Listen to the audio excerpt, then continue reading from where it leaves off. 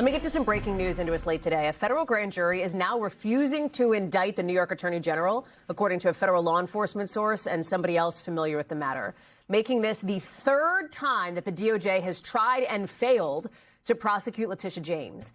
It's a big, really, repudiation of the DOJ's strategy here. It comes after a judge dismissed charges against James Comey, remember the former FBI director.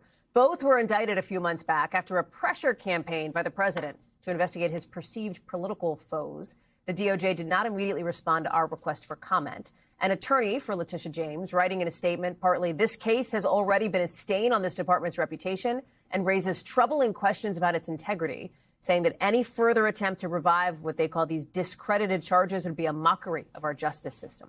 Ryan Reilly is following this one for us. So this is interesting here. They clearly wanted to try to indict her. Yeah.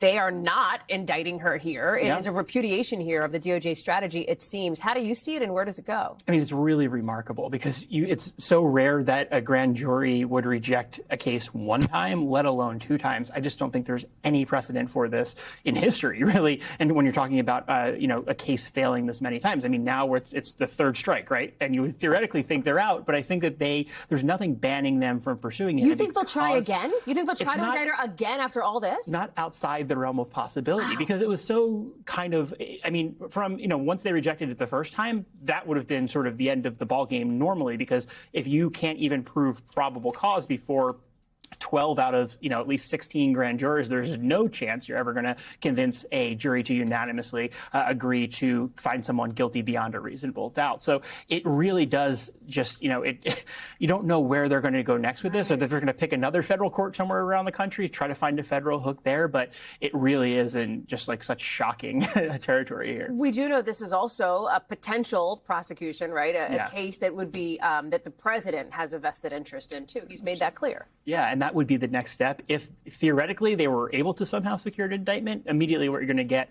are filings saying that this was an vindictive and selective prosecution. And they have a lot of evidence to support that, because Donald Trump has made very explicit what he wants to happen here, why he doesn't like Miss James. And so I think that there's just a lot of evidence. That's another hurdle, even if they get past this sort of astonishing number of hurdles they've hit already in this case. Okay, Ryan Reilly, you're going to keep watching it for us. I know. Yeah. It is your job. I appreciate that. Thank you, Ryan. We thank you for watching, and remember, stay updated on breaking news and top stories on the NBC News app, or watch live on our YouTube channel.